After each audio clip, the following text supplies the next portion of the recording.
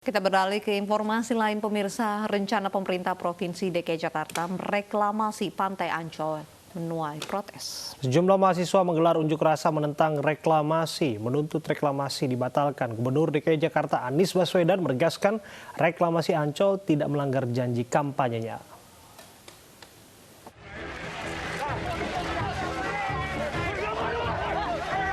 Unjuk rasa sekelompok orang menolak reklamasi Pantai Ancol di depan Balai Kota 8 Juli lalu berujung ricuh. Mereka menolak kebijakan pemerintah DKI Jakarta yang mengeluarkan izin reklamasi seluas 155 hektar di Pantai Ancol, Jakarta Utara. Dari Balai Kota, massa melanjutkan unjuk rasa di kawasan Ancol. Aksi saling dorong juga terjadi saat pengunjuk rasa mencoba merangsek masuk ke dalam kawasan Ancol. Mereka menuding Gubernur DKI Jakarta Anies Baswedan melanggar janji kampanyenya. Namun Anies membantah tudingan itu. Jadi ini berbeda dengan reklamasi yang alhamdulillah sudah kita hentikan dan menjadi janji kita pada masa kampanye itu. Jakarta ini terancam banjir. Salah satu sebabnya karena ada waduk, sungai yang mengalami pendangkalan atau sedimentasi. Ada 13 sungai, kalau di total panjangnya lebih dari 400 km, ada lebih dari 30 waduk, dan secara alami mengalami sedimentasi. Karena itulah kemudian waduk, sungai itu dikeruk terus-menerus, dan lumpur hasil kerukan itu dikemanakan.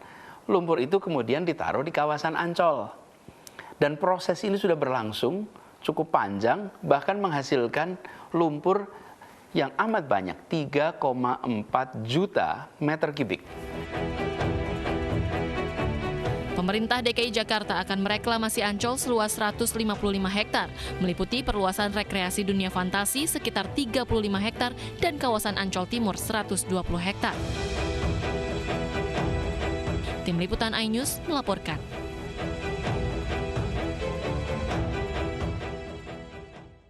Dan saat ini sudah bergabung bersama kami Ahmad Riza Patria, Wakil Gubernur DKI Jakarta untuk membahas lebih lanjut mengenai reklamasi Ancol. Assalamualaikum, selamat sore Pak Riza. Selamat sore, Assalamualaikum warahmatullahi wabarakatuh. Baik, Pak Riza, ini tidak hanya mendapat protes dari warga, tapi reklamasi begitu di Ancol ini juga mendapat kritik dari anggota DPRD yang menuding bahwa ini bukan normalisasi tapi naturalisasi. Loh, ini kan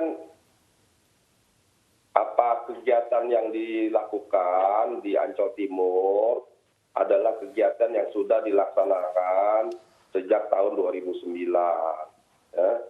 Ketika itu kita ada program pencegahan banjir, penanganan banjir, yaitu harus mengeruk 5 waduk, bahkan ada 30 waduk sejujurnya di Jakarta. Ada 13 sungai yang melintasi kota Jakarta. Kemudian kita sedang membangun banjir kanal timur. Nah, hasil daripada pengerukan sedimentasi daripada tanah yang sudah tinggi, yang banyak tersebut, harus diputuskan dibuang di mana atau ditampung di mana. Diputuskanlah di Ancol. Sehingga sejak dulu sampai hari ini, Ancol Timur menjadi wadah, menjadi tempat pembuangan hasil sedimentasi tanah dalam rangka program pencegahan dan penanganan banjir. Dan ini juga program sudah dilaksanakan oleh pemerintah-pemerintah sebelumnya. Kenapa jadi harus diributkan sekarang begitu? Ya. Ini sudah tidak ada masalah dan sejauh ini program ini sudah diperhitungkan, tidak mengganggu nelayan, tidak mengganggu lingkungan, tidak mengganggu warga. Justru program ini sangat baik. Pak Wagub, mohon maaf potong Pak, bisa dijelaskan lebih dahulu semangatnya soal reklamasi ini di mana Pak pertimbangannya, urgensinya apa? Mengingat kita tahu kampanyenya Pak Anies Baswedan kan reklamasi Pantai Utara Ancol itu kan, mohon maaf, reklamasi Pantai Utara Jakarta itu dihentikan. Namun yang berbeda hari ini izin dikeluarkan. Di mana bedanya? Jadi jelas sekali perbedaannya. Kalau yang dicabut pembangunan reklamasi daratan baru atau pantai atau pulau yang baru itu dicabut karena itu tidak sesuai dengan peraturan dan ketentuan sesuai. Karena itu kan kepentingan komersialisasi, ya, kepentingan kelompok tertentu, kepentingan pengusaha tertentu. Nah, untuk yang di Ancol ini artinya tidak komersial, Pak? Bagaimana? Untuk yang Ancol ini artinya reklamasinya tidak dipertujukan untuk komersial? Ya berbeda. Jadi kalau yang 17 pulau itu kan berbeda sekali. Justru itu malah dapat menimbulkan banjir, mengganggu lingkungan. Ya. Kalau yang sekarang ini adalah Ancol Timur sebagai tempat daripada untuk mewadahi daripada hasil pengerukan tanah-tanah di 13 sungai di 5 waduk utama dan 30 waduk yang ada di Jakarta. Dan program ini sudah ada sejak 2009. Dan hasilnya nanti ya, ini tidak mengganggu, tadi saya sebut tidak mengganggu nelayan, tidak mengganggu warga sekitar, tidak mengganggu lingkungan. Justru tempat ini dipilih ya, nanti hasil waduk ini juga akan hasil daripada pengerukan ini akan dimanfaatkan. Dimanfaatkan apa? Dimanfaatkan untuk perluasan dunia fantasi, taman rekreasi, dan perluasan taman rekreasi Ancol. Sehingga nanti kita dari sana Pak, bukankah kita berkesimpulan bahwa tujuannya sama nih Pak? Ujung-ujungnya kan reklamasi yang tadi disebutkan untuk rekreasi ini sama-sama komersial juga Pak? Ya sangat beda dong, rekreasi sama komersialisasi beda. Ini kan kepentingan rekreasi, ini kan kepentingan warga Jakarta.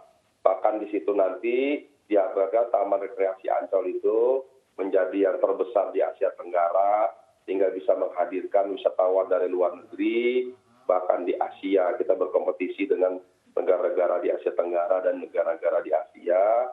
Bahkan ini menjadi tempat yang terbesar dan baik, sehingga bisa mendatangkan wisatawan di kita. Dan juga di situ nanti diperuntukkan bagi warga masyarakat Jakarta dan sekitarnya untuk dapat bisa menikmati pantai yang gratis yang selama ini belum bisa dinikmati. Kemudian di situ juga dihadirkan tempat-tempat yang baik, diantaranya umpamanya dibangun museum sejarah Rasulullah bagian ya.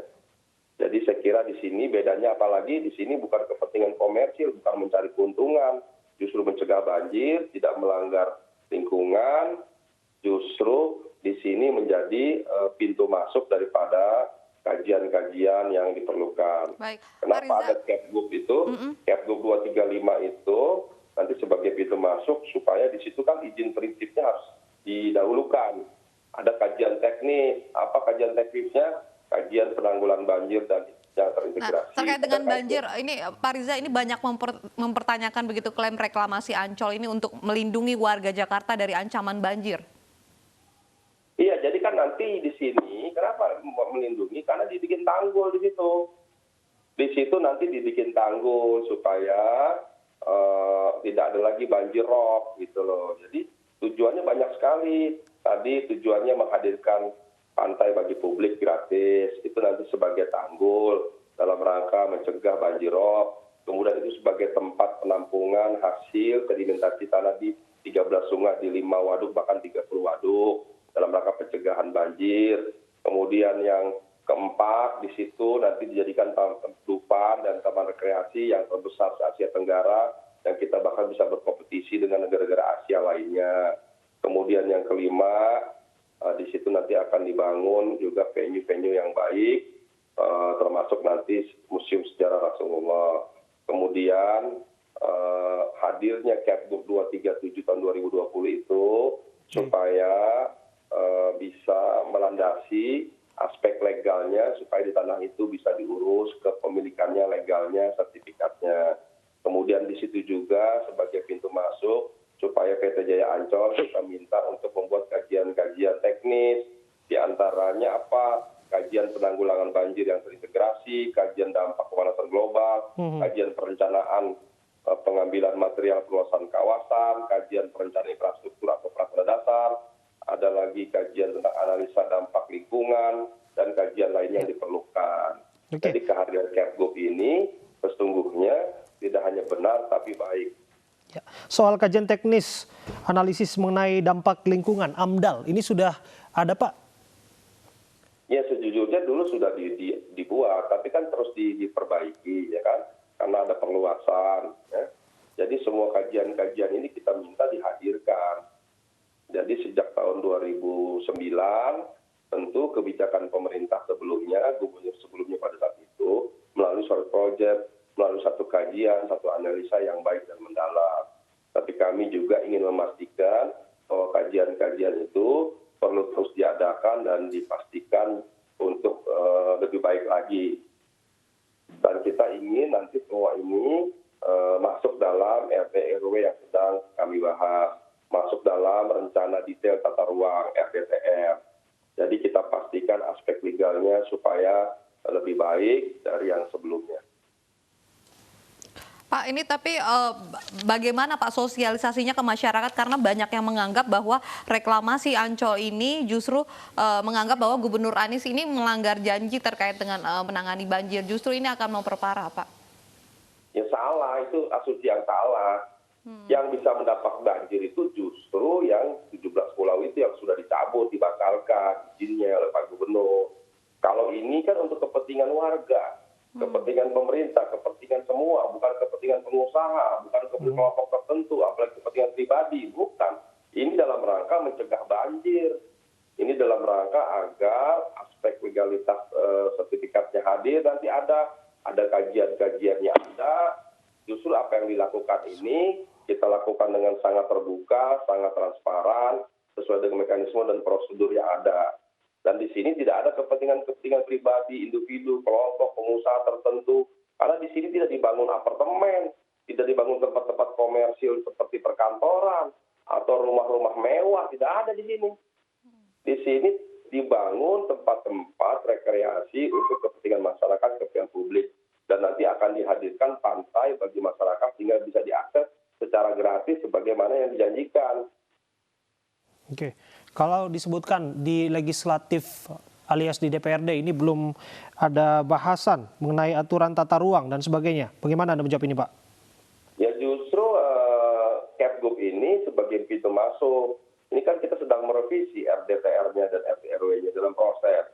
Kemudian minggu lalu juga sudah dibahas di DPRD. Alhamdulillah respon teman-teman DPRD sangat baik, termasuk sebagian yang tadinya mengkritik setelah dijelaskan panjang lebar mekanisme proses dan tujuannya. Alhamdulillah semuanya menerima dan mendukung kebijakan ini. Silakan dicek kembali di teman-teman DPRD ya. Memang awalnya orang belum memahami, belum mengerti karena satu sisi kok dianggap Pak Gubernur mencabut, tapi di sini kok mengeluarkan peraturan lagi untuk reklamasi. Salah. Yang dicabut itu oleh Pak Gubernur itu sangat benar dan baik dan betul itu. Yang 17 pulau itu.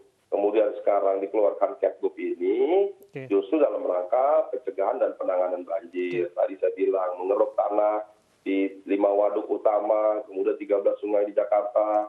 Kemudian tadi dibikin tanggul rob, ya, tidak mengganggu nelayan, tidak mengganggu masyarakat sekitar, tidak mengganggu lingkungan. Jadi semuanya sudah sejak lama sangat diperhatikan. Betul Pak Wagub. Yang belum dijawab masalah momentum, Pak. Di tengah momentum pandemi seperti ini, apa pertimbangan sehingga harus dilahirkan keputusan gubernur yang mana kita tahu bahwa penggunaan anggaran diharapkan untuk lebih spesifik dalam kesehatan dan sebagainya? Jadi yang pertama terkait anggaran, pemerintah provinsi tidak mengeluarkan anggaran terkait kepentingan perluasan Dufan dan Ancol. Tidak ada, kita tidak mengeluarkan. Itu menjadi tugas daripada PT Pembangunan Jaya Ancol. Gitu. Kemudian juga terkait keuntungan yang bisa kita terima apa? Kita menerima sungai dan waduk nanti lebih baik lagi, lebih luas, lebih dalam, karena dikeruk terus dan nanti aliran air lebih lancar, lebih baik. Sungai-sungai dan waduk-waduk juga lebih banyak bisa menampung air yang pada akhirnya dapat mengurangi bahkan dapat mencegah, menghindari terjadinya banjir. Jadi masyarakat perlu tahu bahwa ini berbeda dengan 17 pulau yang dibangun oleh pihak swasta. Ini yang dibangun oleh Pemprov melalui PT Jaya Pembangunan Ancol untuk kepentingan warga, kepentingan masyarakat, bukan untuk mencari keuntungan, karena di sini tidak ada komersialisasi, dibangun apartemen, rumah mewah, atau kantor, kan tidak ada di sininya. Jadi jelas sekali perbedaannya dan peraturan dan ketentuannya jauh berbeda. Baik, baik. Pak Riza, ini selain pro kontra terkait dengan reklamasi Ancol ini juga ada juga yang harus kita lihat di mana kasus penambahan angka positif corona di DKI Jakarta hari ini cukup tinggi. Pak Riza, 404 pasien positif, ini angka tertinggi sejak 2 Maret lalu. Apakah dengan angka ini yang kembali naik begitu akan diberlakukan lagi PSBB di Jakarta? Ya nanti kita akan evaluasi ya, sekali lagi tingginya angka penyebaran virus corona belakangan ini salah satunya disebabkan oleh memang kami mengambil kebijakan aktif case finding. Jadi kami sangat aktif ya untuk melakukan testing, tracing dan treatment ya. Jadi 3T tadi ya. Kemudian apa yang kita lakukan ini memang kita sudah lebih dari 260 ribu kita lakukan rapid dan PCR swab ya. Jadi kita ini tujuan kita bukan sekedar memastikan kurva turun, tapi jauh yang kita ingin kejar adalah kita ingin mempercepat penyebaran virus corona ini segera berakhir. Salah satu cara yang kita lakukan atau metode kita adalah dengan memperbanyak testing. Sehingga kalau dilakukan testing, kita dapat dengan segera melakukan identifikasi daripada penyebaran virus ini sehingga kita bisa tangani dan kita bisa cegah. Dan kita obati bagi warga kita yang terkena virus corona tersebut. Pak Wagub, ada tidak korelasi antara melonjaknya kasus baru di Jakarta dengan penerapan PSBB transisi? Apakah ada catatan dalam evaluasi PSBB transisi? Ya memang di masa transisi, sebagaimana kami sampaikan berkali-kali bahwa terjadi pelonggaran. Dan karena ada pelonggaran di unit-unit kegiatan, hampir di semua unit kegiatan, kecuali sekolah, ya, tempat-tempat khusus lainnya yang belum diperkenalkan, ada pelonggaran sampai 50%, dan sejujurnya tidak semua juga digunakan masyarakat, seperti di mal ternyata faktanya baru 20-30%, belum sampai 50%, apalagi 100% seperti sebelumnya. Banyak juga unit kegiatan yang memang pengelolanya menyadari, para tenannya menyadari, para pengunjung warganya menyadari, sehingga punya kesadaran yang sama untuk sama-sama menerapkan protokol COVID yang ketat. Dan kami bersyukur banyak masyarakat juga memenuhi harapan kita semua untuk tetap berada di rumah. Karena dalam suasana transisi ini, apapun, bahwa tempat yang terbaik bagi kita semua tetap berada di rumah, melaksanakan protokol COVID, menggunakan masker, cuci tangan dengan sabun, menjaga jarak, tidak masuk dalam kerumunan, dan lain sebagainya. Oke. Jadi saya kira sekalipun memang ada peningkatan, nanti kita akan lakukan evaluasi. Ada terobosan baru tidak, Pak Wagub, mengenai pemutusan mata rantai COVID-19 ini di Jakarta? Kalau kita lihat kan dalam beberapa kasus, pasar tradisional ditutup. Yang terbaru Pasar Pramuka di daerah Jakarta Pusat kalau saya tidak salah. Kemudian juga RSUD Kalideres juga ada kasus juga di sana yang akhirnya ditutup sementara. Ada terobosan yang dilakukan Pemprov DKI Jakarta? Ya, memang salah satu cara kami dalam rangka pencegahan adalah menutup unit kegiatan apabila di sana ditemukan ada warga pedagang yang terkena COVID. Itu salah satu nanti gitu. Setelah itu, terus kita akan melakukan testing, kita tingkatkan lagi, tracing kita tingkatkan, dan treatment. Setelah ditutup juga kita lakukan pembersihan, disinfektan secara berkala, dan terus kita tingkatkan. Terus juga kita hadirkan aparat sebanyak mungkin, tidak kurang dari 5.000 aparat ASN kami. Di samping tugasnya hari-hari membantu pelayanan di Pemprov, juga ditugaskan untuk turun ke lapangan ke unit-unit kegiatan untuk membantu melaksanakan pengawasan. Jadi sekali lagi pada kesempatan yang baik ini kami minta warga untuk tetap berada di rumah adalah tempat yang terbaik. Dan kami selalu mengingatkan untuk menggunakan masker, cuci tangan dengan sabun, jaga jarak, dan tidak usah keluar kecuali sesuatu yang penting sekali. Ya. Jauh bisa diwakilkan. Sejauh yang bisa dilakukan melalui online, lakukan dengan online, dengan jarak jauh dan sebagainya. Jadi sekali lagi, Jakarta belum aman, ya, namun terkendali dengan baik, tapi tempat yang terbaik bagi kita semua tetap berada di rumah. Dan kami minta juga pengertian daripada pimpinan kantor, perusahaan, pabrik, dan lain-lain, tidak hanya memenuhi protokol COVID dengan baik, dengan disiplin dan taat, tapi juga minta supaya pegawainya, karyawannya, atau buruhnya bekerja sesuai dengan protokol COVID, jumlahnya dibatasi, jam masuknya diatur, harus keluar dan masuknya, termasuk istirahat. Sehingga kita bisa menghindari penyebaran COVID sebaik mungkin. Terima kasih Pak Riza Patria, Wakil Gubernur DKI Jakarta sudah berbincang bersama kami.